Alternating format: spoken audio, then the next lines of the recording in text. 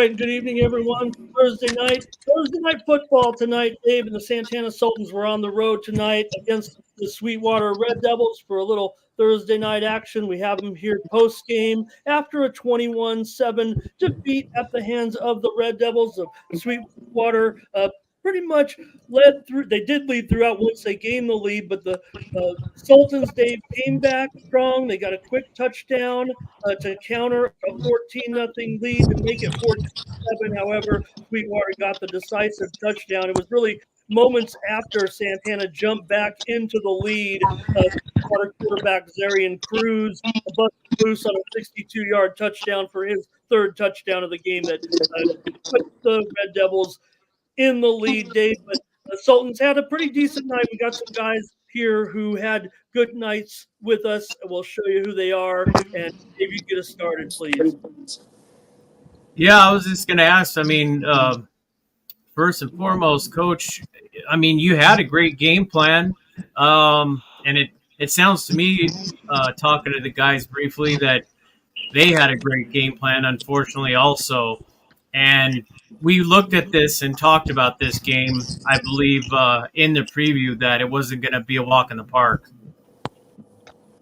Oh no, they're defending D5 champs. They're a very talented team, and defensively, man, we did a great job. Unfortunately, with everybody, defense, one play can happen and kind of change a little bit, and they only got a couple plays on us. Unfortunately, they were big plays for them in terms for us. But I take my hat off to them. They did a good job. But hey, we were prepared. We had stuff ready to go. We just couldn't get the ball to bounce our way in a couple of the plays. And Wyatt, you had quite a few touches tonight. You were just eating up a couple chunks here and there, but overall, they didn't completely stop you. How'd you feel tonight about? Two more touchdowns than you there. I feel like they were some great O-line blocks, and it definitely opened up on the field, but just the two people left over, basically, I couldn't shake off, and they were definitely some good runs and definitely some good blocks, but I couldn't get it done. Hey, Jordan, you know what you're going to get when you study the Red Devils, so I'm sure a lot of that preparation went into a scout team and how they run things with their great quarterback and how he gets away, man. But you knew it early. You had 2 tackles for loss. Noah had a tackle for loss. What was going right in the first half for us that maybe they wore us down? Tell me why it changed a little bit with their great quarterback, because you guys were on him early, no doubt about it. I just think that it was the fact that they transitioned to doing many more read options. So it just put a lot of pressure on our linebackers and having to choose which player to go to. And when you have a great athlete like that in the backfield, it's just really hard. You take a step at the running back and he's already 2 steps past you. One more, Dave. Aiden, the difference between playing Sweetwater last year, we know they improved dramatically. We beat them up last year. What did you notice about the team this time around? Obviously, we know, as Coach said, they went on to win the division championship.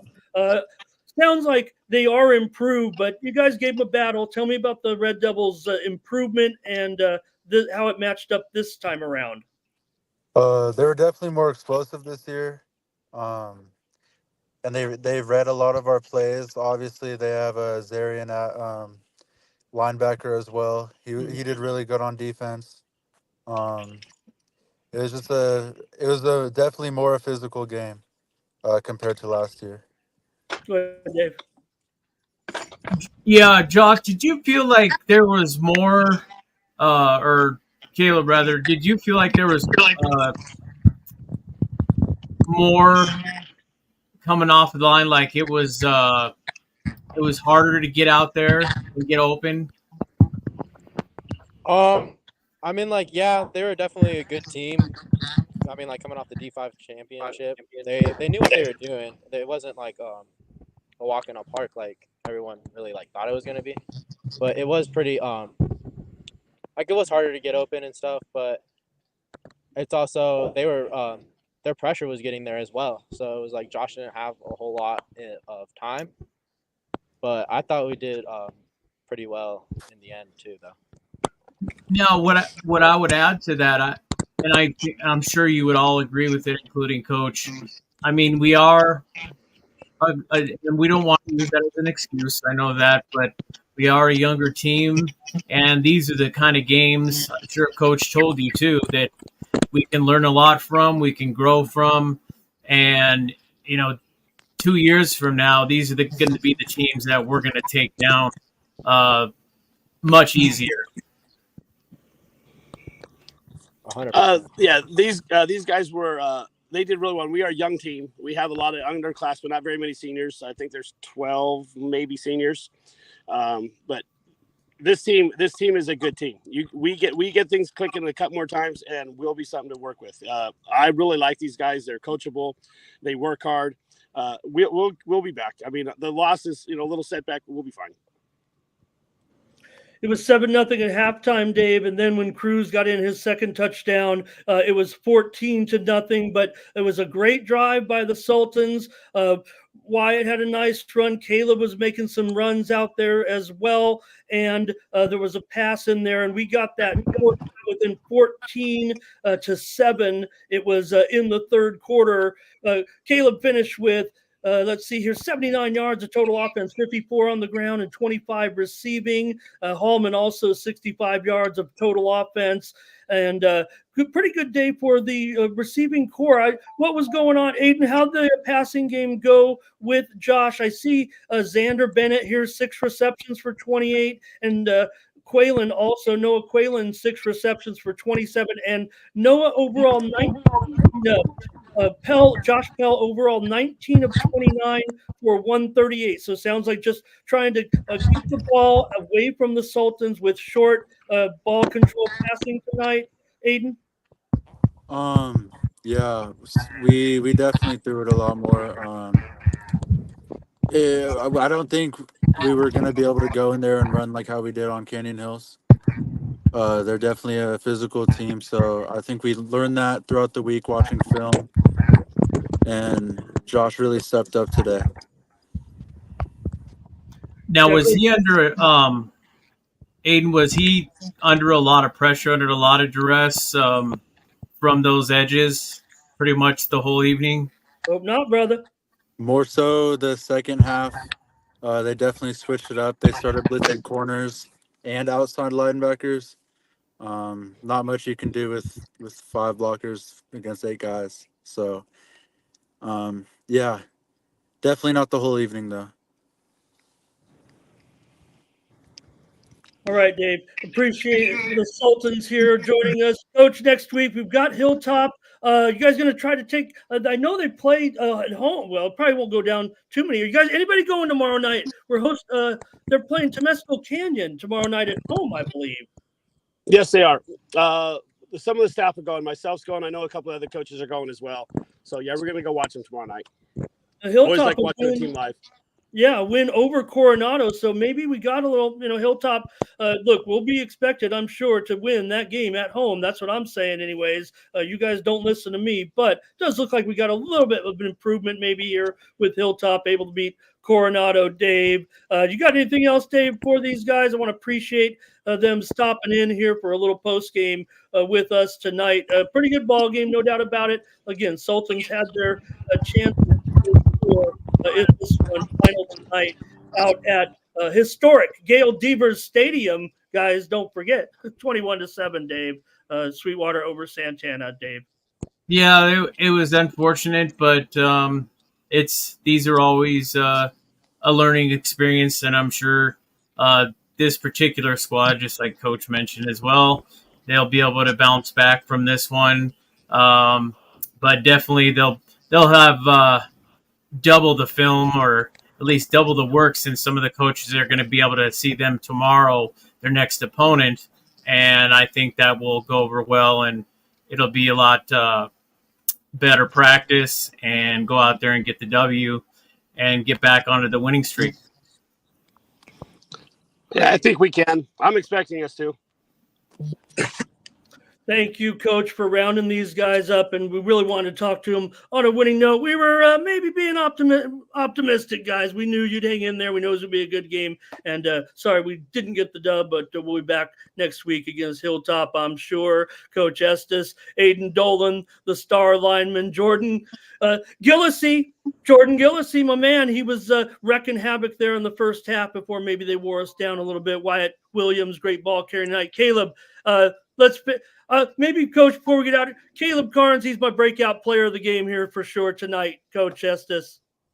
I would agree with that. You know, we had him in being slot and stuff, and he ran a couple little plays for us, and then we put him in the third quarter quarterback, and we have a package for him that we run with him, and he did it really well. And our line actually in the third quarter, I thought, hey, we had a great drive. We moved them off the ball. We were able to get yards, and but it just didn't quite have enough time to take care of it all.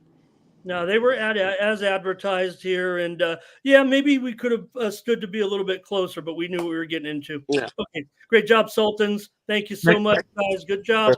And Next time we'll see you guys on the happy bus, so we can talk to you on the bus and a big win at home. So that'll be it'll be a makeshift bus in the parking lot, but you guys should definitely after this one.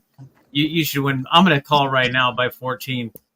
Don't listen to him, guys. You work hard this week. Let's beat the Lancers next week at Community Stadium. Everybody head on out there and check out the Sultans next week. Thanks a lot, Coach. Thanks, guys. Great job. Thank you, guys. Appreciate it. Thank you. Talk to you next week. Great job. Okay. All right, Dave. Yeah, tough one tonight for the Sultans there, certainly, but they were in the game there, Dave, for the duration for sure. Just got away late. There were some turnovers in there too, and penalties. First half interception was Josh's really only blemish, I believe, on his ledger here tonight, Dave. But talking about the way it went down at Devers Stadium tonight, it was that key 62-yard play. I know you wanted to hash it up with them a little bit on that, but no doubt that was kind of the backbreakers. They just pulled to within 14-7 at that point, but they just couldn't get past the Red Devils tonight. Yeah, those screens, they said they were, it was just, it was a little tough for them on covering some of those and who was going to cover them. And then you look on the offensive side, I think it was great that Caleb was able to do what he was able to do, considering they probably had a linebacker and a safety on him, maybe even in a corner at the same time. So, and they said that that offensive line was pretty big. Yeah, and they're going to be, and that's how good they are right now. All right, Dave, we got some great games tomorrow night. Friday night, you guys might be checking us out on Friday, getting ready for the action on Friday night. So let's take a look at some of these matchups here, Dave. How about your Granite Hills Eagles, the number one team in the county? They're going to be taking on Mater Dei Catholic, Dave. The Eagles look strong in that road win at Mission Hills last week. We're going to overlook the 3 turnovers because they really did overcome them, obviously, nicely to get a double-digit win. Remember, we talked to the Max, he was on the happy bus, Max Turner, last week with the 200 yards. But you were kept mentioning, Dave, the great interceptions last week by Granite Hills as they picked off the Eagles quarterback from the junior quarterback, I believe, from Mission Hills, Troy Hune, in that game. So the Penn State boy. Yeah, going to committed to Penn State. You never know nowadays, but Dave, Mater Dei lost at home to Cathedral Catholic 56-28, but the Dons are back. They're already back in the county top 4. The Dons are back to being the Dons, so I don't think it's that bad of a loss really for Mater Dei. In fact, they're probably still in the top 15 or higher this week. The Crusaders do feature quarterback Cartel Purvis. He passed for 220 yards and 3 touchdowns last week. Now, the Crusaders aren't quite what they have been over the past several seasons. They're undergoing a little bit of change down there, but they're, like I said, still in the top. They're still in the top 20 at this point, and I would imagine their standing probably puts them as a contender in Division I when we get to the postseason way down the line. Yeah, I still think, and that's not even favoring the alumni. I just think that where Granite Hills is after they went on the road and really, like you mentioned, with the turnovers, they came back, got a pair of their own, and I mean, Turner was a scoring machine, and I think they just have too many weapons, and the CIF championship behind them, the state champion. They're the champs, and until you knock the champs down, they're going to keep winning. I was totally impressed and totally happy with it. Hey, I thought it would be a tough game. I didn't know if they could come out of there with a victory, quite frankly. But I think that type of win just proves where the team stands right now, and that is, for the most part, now, Dave, the computer, your buddies, the computers, Dave, the AI, if you will. I don't know. AI's up, AI's down. The AI has Lincoln still number one, but the Union Tribune poll, I believe, has Granite number one, and so does our poll here at East County Sports. Yeah, speaking about that, just wanted to mention because my son wanted me to mention it. We do have a nice new, fresh Instagram page. If you want to check it out, we'll be adding a lot to it from all this action, especially that we're going to have this week, because I think there's going to be some fantastic games this week, and starting off with Granite Hills and Mater Dei. Okay, I'm still following the old Instagram that hasn't been updated for 3 years, so maybe we can get something going with I don't know. We got a new Instagram. Sounds good. All right, Dave. Next up. I'll make a prediction too. Did you predict the? Well, we didn't. Did you go with the Eagles? I'm going with the Eagles, but I'm going to go with the Eagles just because I'm not too sure what they're going to do, even though they're a little bit down the line. I'm going to say the Eagles by 10. Yeah, I got to say Eagles by. I'm going to go more than that, probably. I'm going to say the Eagles by I'm going to say by 3 or 4 touchdowns here in this one against Mater Dei Catholic. They're at home, so maybe it'll be 3 touchdowns, but I think the computers have them by like 17. So, all right, let's continue on. Next up will be Rancho Buena Vista taking on the Mount Miguel Matadors here, Dave. Speaking of computers, they don't seem to have caught up to the Matadors just yet, while the pollsters here in town have the Matadors near the top 5 after just 1 week.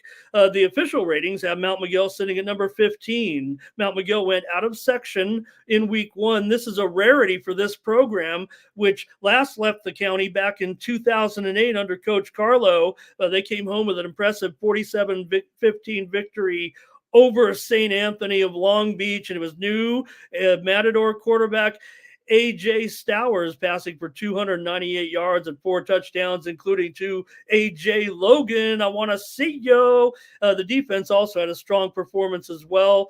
Junior Vince Pryor had an interception, while Easton Sanchez and Dominic Lopez recorded sacks. The Longhorns are now coached by former RBV assistant Terrence McKinney, who's been there several years. They got worked, though, by 4th-ranked San Marcos, an open contender for sure. They're kind of the other team, at least from our perspective. Everyone respects the Knights, but the Knights beat the Longhorns 53-8. So you could only hope for improvement from this Rancho Buena Vista program that went 1-9 last year. They're going up against one of the hottest juggernauts going right now, the Mount Miguel Matadors.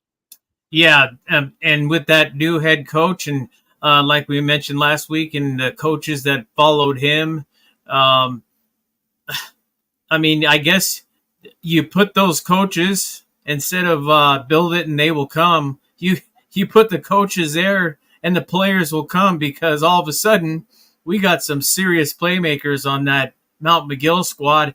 As a matter of fact, in reference to my son, also, he said, I didn't know if I saw that right, because for the last couple of years, Mount Miguel hasn't been like that. And now they got show cars and brand spanking new uniforms, shiny new helmets.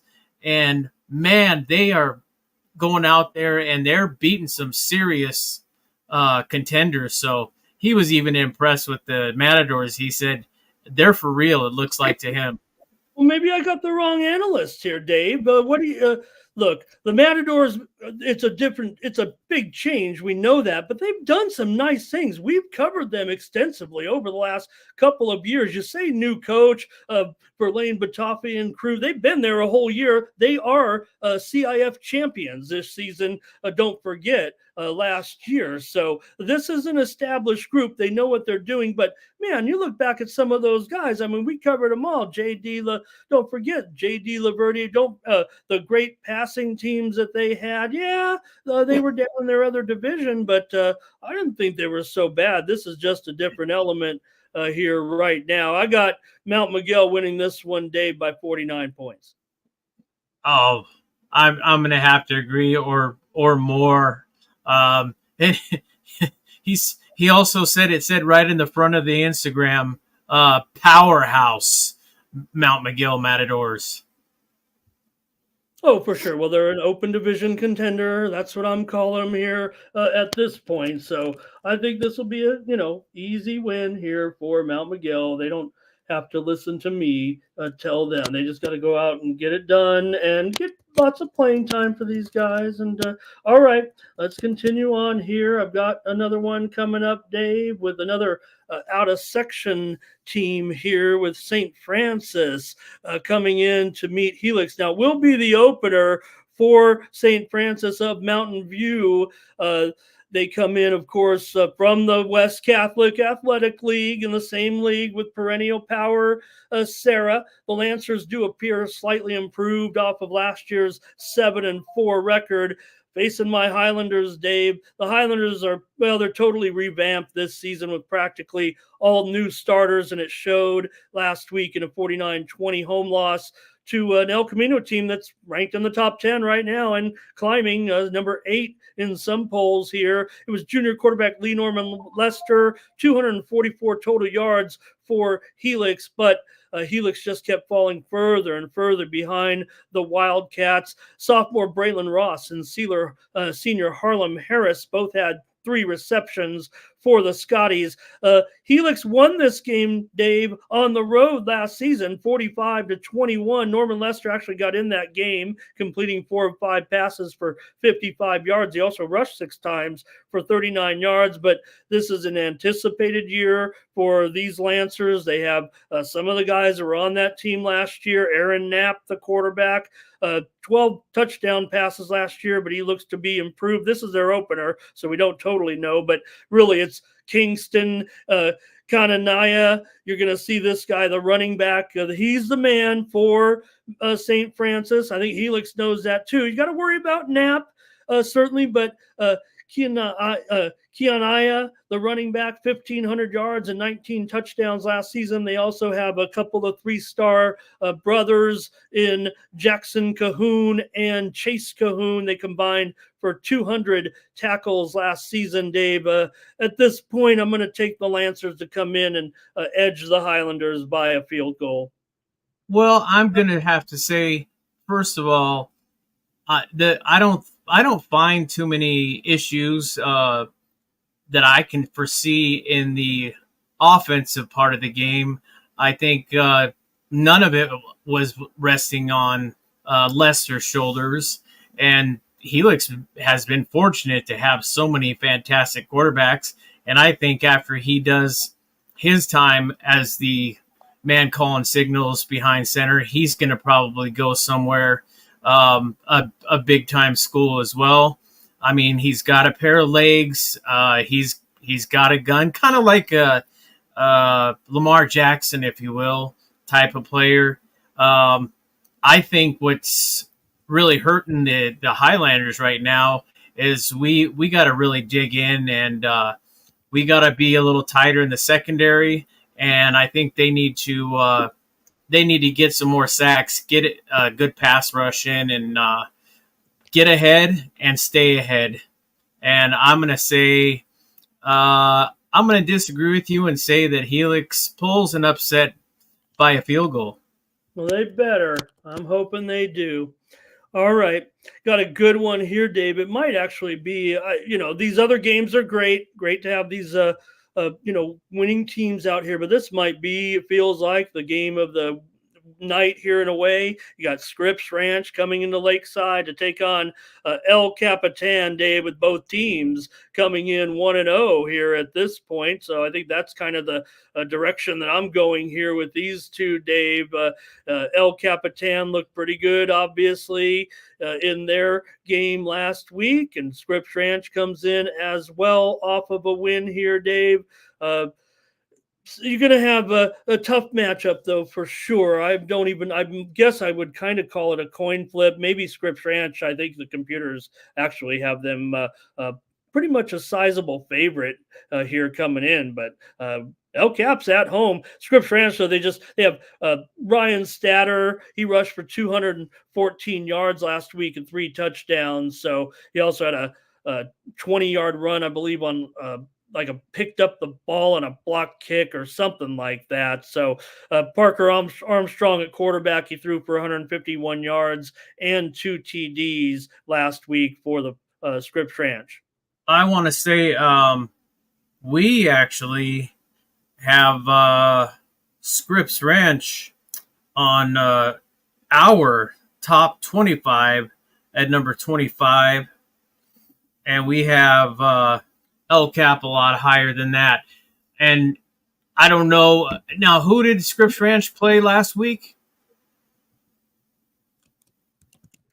Yeah, Dave, last week Scripps Ranch, they were up against San Pasqual. They beat them 43-27.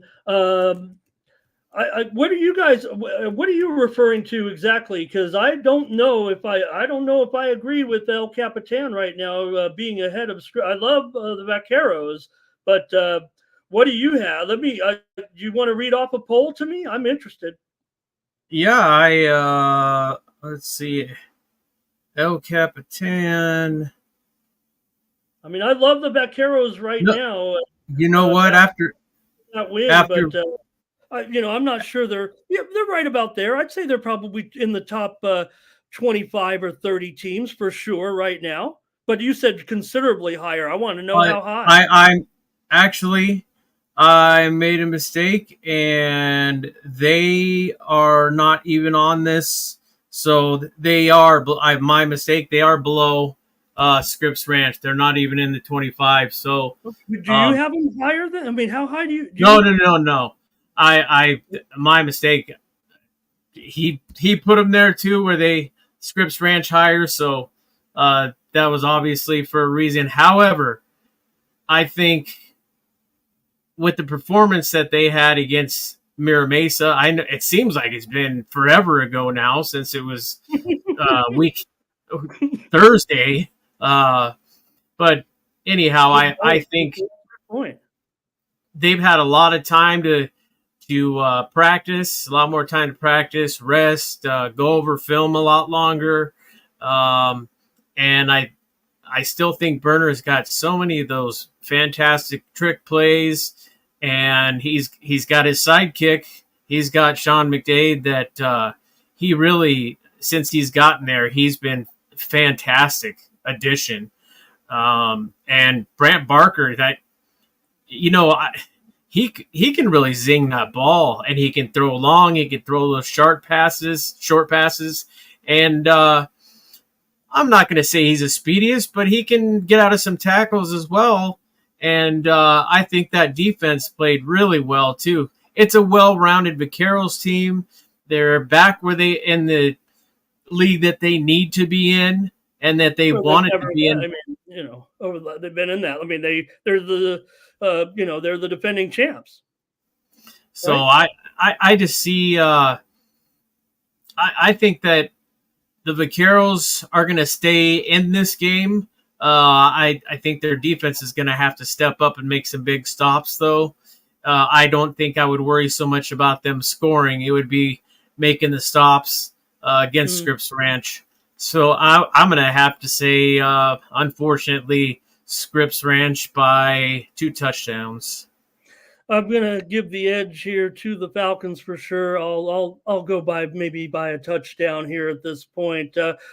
Look, I think El Capitan probably thinks they should and can win this game, and I'm right behind them. I think they should be able to be very competitive here, but just feels like Scripps just a notch better. Man, this almost feels like a toss up here, I would think at this point. So you're right, David. Hey, El Cap, let's get that defense going again. We had that big plays last week. Lucas Garcia, he was on fire last week, and that crazy play that they had to return that ball. Don't forget Bruin Ford. It's a Ford was running down the sidelines with that. They had 4 sacks last week, including 2 by Garcia, and it was a good performance in that game for sure against Mira Mesa last week. Also want to shout out leading tackler on the team last week, Aaron Altamirano. He had a nice game as well. All right, You gotta Dave. love, and you gotta love. I don't know what you think about it, but we do all these uniform changes from high school to Don't pros, and say it because coaches those black helmets that El Capitan have. Those No. are some nice looking helmets. Okay, I do not like them, but that's okay. I do like them. I do like all the, but black and Personal yellow, preference. black and yellow. Come on, black and yellow. Uh, as long as those numbers are yellow and I can see the numbers, I'm happy. Okay, Dave, a matchup between two teams that are pretty familiar with each other over the last couple of years. Unfortunately, we think of this as a competitive series, but Madison's actually won 5 of the last 6 meetings. It was 2019, the last time, the only time in this little sequence that they've been meeting each other. They did skip a year, and then they skipped the COVID year, but they played, I believe, 6 out of the last 8 years, I want to say, and Madison's won 5 of the 6 meetings, Dave. But I don't know. The Cougars recorded a mild upset. Obviously, last week we were stoked to get the news that they won 51-41 behind the ground game of John Weaver and Gavin Kaha, 179 yards passing, gives the Cougars some good balance. So I thought that was pretty awesome. This one could have some spectacular plays or some long, big plays. We've got, of course, we know, Dave, the Cougars' Nico Yara, who's been making big plays, punt returns, whatever. He had a 61-yard touchdown last week, but the Warhawks have Isaiah Morrell, who a junior, who had a 90-yard kickoff return last week after Foothill of Santa Ana had taken a 21-14 lead. Madison lost the game 28-20. After Morrell scored, they missed the extra point. They were down 21-20. Final score was 28-20.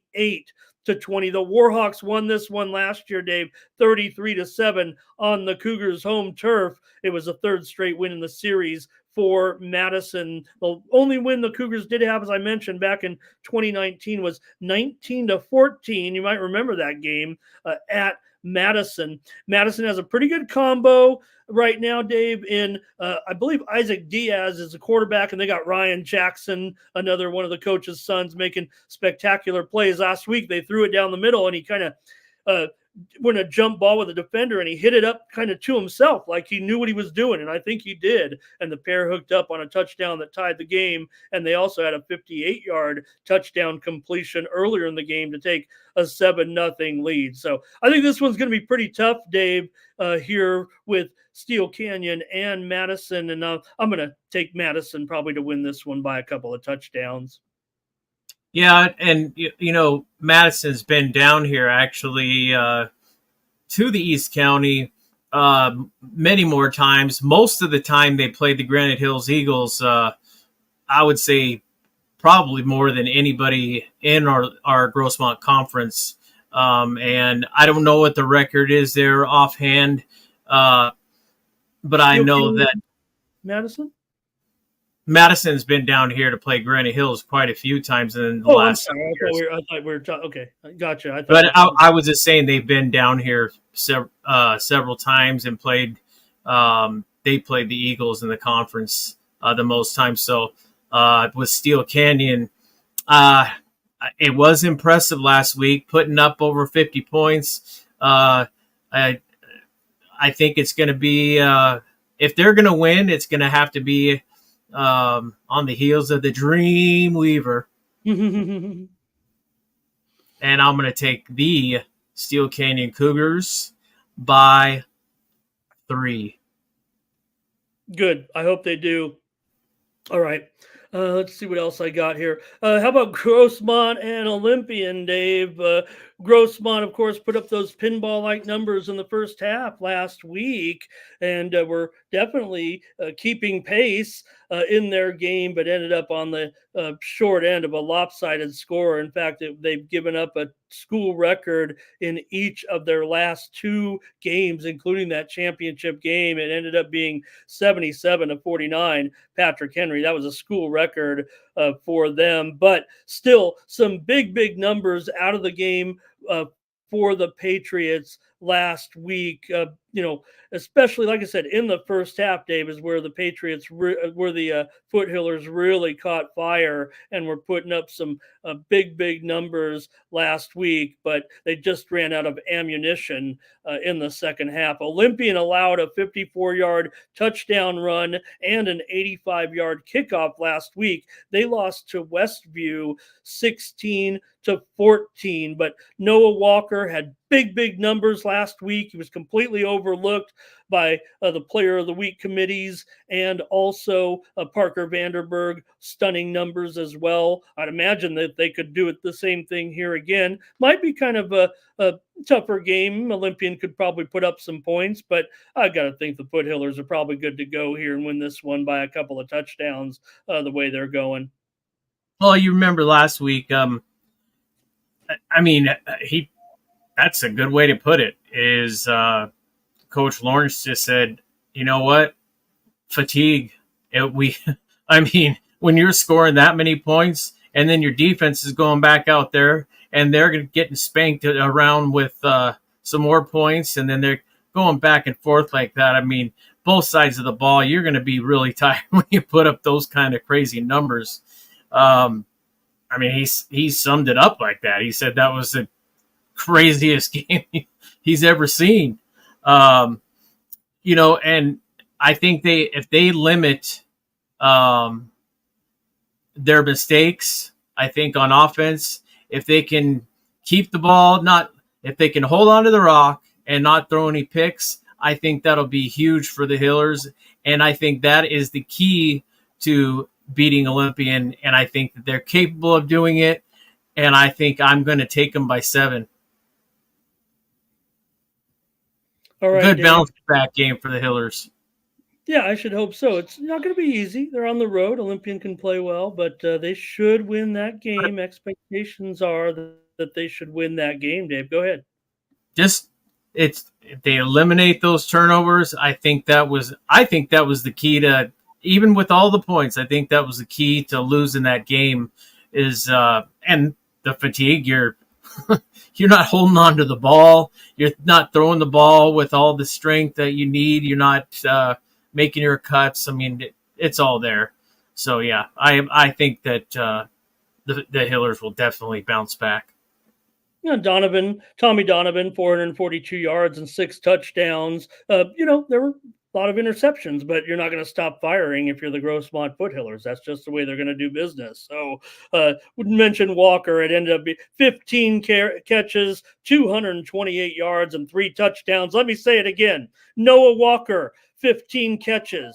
15 catches, Dave, 228 yards and 3 touchdowns. Parker Vanderberg, 8 receptions for 130 yards, 2 touchdowns. And I don't know, Dave, I'm going to put one guy out there, and I'm going to say that was Busy Drew Sassana, who had 11 tackles for Grossmont, but they're going to have to shore that up. Did I mention that Noah Walker had 15 catches? You kept saying it so much. Those could be some pro numbers in the NFL, having that many catches, just so everybody knows. Coach Lawrence is laughing here. They're all laughing right now. We'll have the last laugh here on Friday night against Olympian.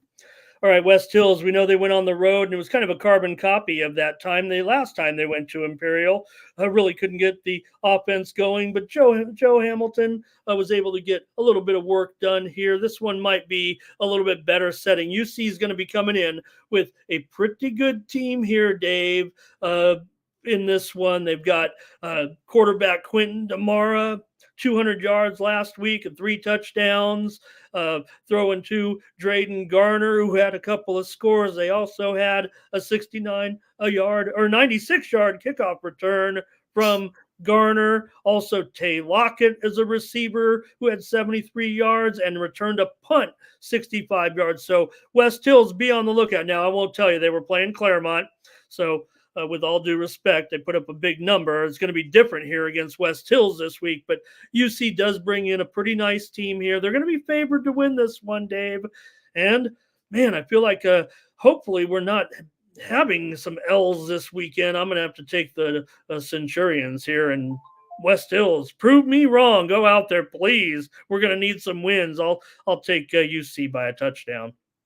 Well, I'm going to have to disagree with you on this one, and I'm going to say I have seen University City, different versions of them over the last 7 or 8 years, whether they were playing the Monte Vista Monarchs or they were playing in the SDF&L against Christian.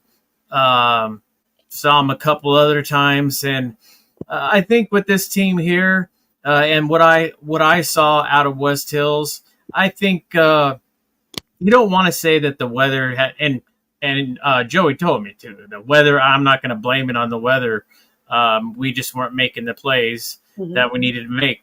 I think West Hills, its history shows they do come back after a loss like this. I'm sure that Coach Casey Ash had a pretty tough practice, probably few tough practices this week. If I know Coach Ash, and I think he's gonna make sure that those mistakes that were made in that game will not repeat themselves, because when he practices making sure that doesn't happen again. And that's just the kind of coach he is. And I've seen it live with my own son, and I've seen it live with so many West Hills teams. And I think the little footage that we got to see from Joey Hamilton, I think, you know what, he's got a pair of legs, and he's kind of reminds me of a size of like a John Elway, maybe not as tall, but he's a big guy, but he can really weave his way in and out, and then he can definitely throw the ball downfield too, and I think he can read the defense very well. So I'm thinking if that offensive line holds up, I see quite a few of those going in the air, and I think they're going to take advantage of the secondary of University City. I'm going to say West Hills by 10. All right. Monte Vista is going to take on Kearney this week. A pair of 0-1 teams in this one. Dave, for Kearney here, we know the Monarchs. We took it on the chin last week. I'll tell you about Kearney a little bit. They lost to Mission Bay, a pretty good club, 34-6. Be on the lookout here for Kearney's Zayden Gravely. Caught 10 passes for 111 yards last week. I thought the Monarchs did a pretty good job last week, Dave, but still ended up on the short end. This one probably is going to be very, very close. I'd probably flip a coin to pick a winner. Since it is close, I've got to take the Monarchs here to get this one done. They're not an underdog here in this game. The worst they are, I believe, is a pick'em. I think year in and year out, Monte Vista is always because the amount of kids that are on those teams, they're usually a little less than most in the county. But look at the championships that Monte Vista has won with Coach Yamamoto. I think he does the best he can, and he does really well with the kids that he has. They believe in him. They believe in each other. And when we talk to the kids in our preview for the year, it sounded to me like they're not going to be one of those teams that are going to win 2 games all season. I think they can even compete in league, to be quite honest. And this one here, I think, is going to be running the ball. That's just a staple, and he's good at doing it. And why why take it away and fix it if it's not broken? And I think that the defense will take care of theirs on their end of it. And I'm going to say it's going to be a low scoring affair. It could even be as low as, I'm going to say, 9-6. Whew. I can't go there. I'm going to at least put it up. Both teams maybe get 3 touchdowns here. Look, last year it was 22-20. Kearney won.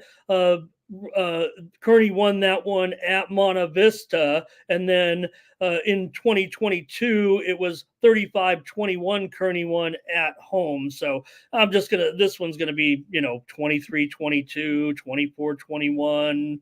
23-24 or 19-20, just somewhere right in there. You gonna mail me a round table coupon if I get the points? Oh, of course. If this one, if this one does not reach 20 points, I'll buy. Okay. Valhalla is going to take on Mar Vista here on the road. We got kind of a little bit. We can kind of start to compare some opponents here. You have the Valhalla lost to Classical Academy last week, 28-0.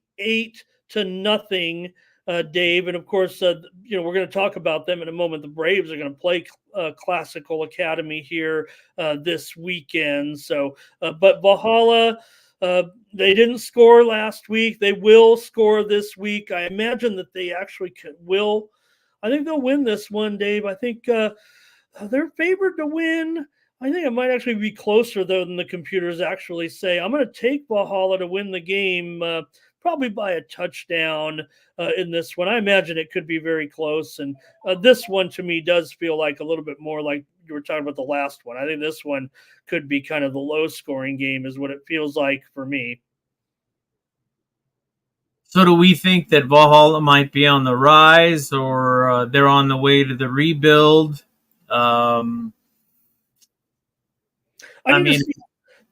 Look, given their, right now the competitive games in league are going to be when Valhalla plays the Braves, when Braves play Monta Vista, when Monta Vista plays Valhalla. Anyone who can come up and jump up and upset one of those other teams in the Grossmont Valley League can stand a chance to get to 4th place. But until we see anything else from these 3 teams, I would imagine they could just knock each other off there at the bottom of the bottom 3, if you will, if I only other way I can say it, in the Grossmont Valley League right now. I don't think any of those 3 teams are ready to make a jump up against those top 3 teams in the Valley. Well, I want to say we missed Orange Nation last week for that game. That's usually a big staple. Shout out to our good friend John Owens, because he really got our thing going. It seems like so many years ago now. 8 years ago, and boy, that was fun. I'm going to say that Valhalla in this one too. I think they're definitely going to be the favorites. And you're right, this one's going to be closer than that other one I was talking about. Then we're going to say 10-7 Valhalla. Wow. Okay. Dave is allergic to scoring, I think. All right, Dave, we got a couple games on Saturday here, and man, we had a good time with the Christian Patriots, eating Chick-fil-A on the bus, riding home after the 22-21, I believe, win over Linfield Christian on the road in Temecula, a clutch victory by the Patriots. They were actually leading the game by 9 points. They weren't really headed there in the end. They gave up a late touchdown, but felt like they were in control all the way. We had a great time talking to them, and they had a great game in that performance. We're playing a very familiar opponent here, Dave, in the Bishops Knights. Bishops have no problem in their loss last week. Yeah, they lost 38-21, but man, La Jolla is a top 10 team right now nowadays. So no problem. Bishops ended up on the short end, 38-21, but that probably was about the expected result in that one. Going to look out here. Bishops has another quarterback going in Cash Herrera. He had 3 touchdowns, all 3 touchdowns for Bishops last week. Yeah, you were saying about La Jolla. Yeah, they're we have them at number 8. So Okay. they definitely uh, Christian's going to have their hands full. Um, but at the same time, they seem like one of those teams this year that can will themselves also as a team to win games. Um, I mean, last week, for example, they won by 1 point. It's a good thing that they got that 2 point conversion because at the end of the game, they came right down the field. They got the 2 point conversion and they had the pressure on. He got away. Oh man! And of course, we didn't see it because the camera was on the sidelines, I guess. But they had a really, I mean, 1 point, but they fought hard. I think they played a great game on both sides of the ball. It was just the other team was they weren't too shabby on the other side either. I think they're actually equal opponents, if you will. But I'm going to say that this week, I'm hoping Christian can pull one off against Bishops, but they're going to really have to have a Coach Bug, you're going to have your hands full with a. You're going to have a tricky. Maybe you're. I don't want to insult anybody or anything, but maybe I don't know. Call it Beezer for one of his trick plays from back in the day, and run one of those. Those were always fun to watch. He pulls something at the craziest things that you've ever seen. A great coach, just like Coach Bug. But in this one, I pretty much, even with playing perfect football, I'm going to have to go with Bishops. But I do see some scoring going on. I'm going to say that it's going to be Bishops 24, and I'm going to give the benefit of the doubt, and I'm going to give Christian 17. All right, and I'm going to go with you on that one, Dave. I think Bishop. I feel like Scrooge here this week, and if you look at the past week, same things happened last couple of years. Quite frankly, we busted out of the gate in week 1, and I'm just lumping us all together. I'm not saying that any of these teams are going to win or lose. We are predicting, but same thing kind of happened last year in week 2. We lost some, so let's get this one. I'm going to take Bishops here in a close one. I think it'll be a few more points scored than that, maybe somewhere in the maybe 31-28 range, 28-27, close, exciting game. Christian will have a chance so that they can be clutch again this week. They can definitely beat Bishops, but I'm going to give the edge here to Bishops also, Dave. All right. Another tough one, Dave. Elkhorn Valley going to go on the road to take on Classical Academy. We just talked about it. Classical Academy beat Valhalla in convincing fashion, 28-0 last week, and the Braves lost against a very good Crawford team, 31-0. And now this one will be a Thursday game, correct, sir? No, sir. I'm showing this as Saturday. Let me check here. If not, I want to know who won. I only have one other score to report here tonight, and that was Southwest San Diego, the Raiders, 32-0 over Mountain Empire tonight as our only other East County game to report. But I'm showing this one on Saturday right now. I'll check this and see here. I don't want to keep too much of your time, sir. Appreciate you doing this with me each week, but I'm going to have to get a little deeper here to check this out. Actually, if I'm wrong, I apologize. I'm going to stand by it actually at this point because I can't get the information that I need that would prove that the game would be played on any other day other than Saturday here. Sorry, Dave. I'm just going to go off the schedule on Max Preps here because I don't know if I have any other resource here at this point. So if you do have, please share with us if you do think that this game is tonight. I'll maybe we can, give the coach a call because I thought it was on Saturday, quite frankly, sir. All right, we'll just skip it. Go Braves. They're going to be big underdogs this week, Dave. No doubt about it. I'm going to go. Well, let's not make any prediction in case the game was tonight. All right. How about if they? But how about if they do? win Well, that? I don't. Go ahead. I'm sorry. How about if they do win that one, boy? Though that would be something. Yes, yes. If they did or if they do here, I'd talk about it more, but I don't want to be, if this game has already been played, I don't want to say anything here about this game. I'm sorry. Apologies to the Braves. I do have a little bit of a preview here, and I'll go ahead and scratch it from the record. All right. One more I just want to mention here, Dave, just because it's a very interesting game here this week. I believe it's actually on Friday, but I want to mention it. Foothills Christian is going to go in and take on the state champion California School for the Deaf. They're an awesome team to watch.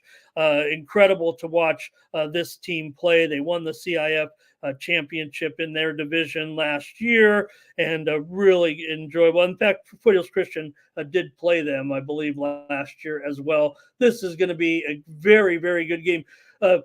Not only did California School for the Deaf win the state title in their division, they scored 80 points. They won 80-22 in the championship game last year. So they are pretty good at what they do, and it was their first CIF championship, I believe, in 53 years. Longer than that. I want to say it was 77 years.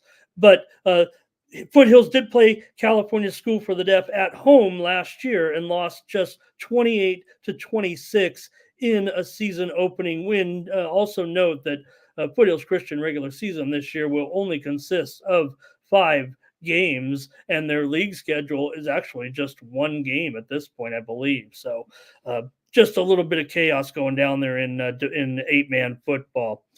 All right. Wow. Want to thank everybody for joining us here. Appreciate everyone watching the live show here. And also thank you to our sponsors here, Dave, this week. And we're going to come back tomorrow with a live post-game show. We'd like to hear from all those winners that are going out there on the road. They're going to prove us wrong, Dave. I want them all to want to come by and tell me how wrong we were, or I was, because you picked more. You picked a couple of games against me here, and maybe we get some winners on board. Maybe they won't come on because we're going against them a little bit. But let's have some.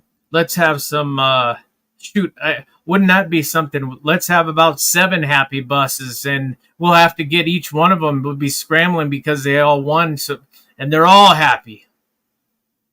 Well, let's do it. We'll join you here again tomorrow on the East County Sports Report or it'll be East County post game tomorrow. Hopefully, right about maybe 9:50, 9:30 Pacific. Right when the games are ending, we'll try to time it. If any exciting finishes are coming down, we'll come on the air and tell everybody what's going on. Like I said, there's definitely going to be some close games tomorrow night. Hopefully, we'll get some good info on them and be able to pass it along to you. So if you're out of the game, make sure you update your score stream and make sure you let us know what's going on. All right, Dave, if you want to tell us about the sponsors and get us out of here, and thank you. Yeah, I'd just like to thank Granite Mortgage and Lakeside Equipment for continuing to support, or I should say sponsor, EastCountySports.com. And I want to thank everybody that came on late with the late Thursday night game in which the Sultans lost. But I think they're going to come back and win next week. So I think they're going to be just fine. A young team, they're going to be better every week, I think. And thank you, Ramon, for taking the late night time. Me too, myself. And I will see you tomorrow, sir. And for Ramon Scott, I'm Dave Dickens. And thank you for joining us.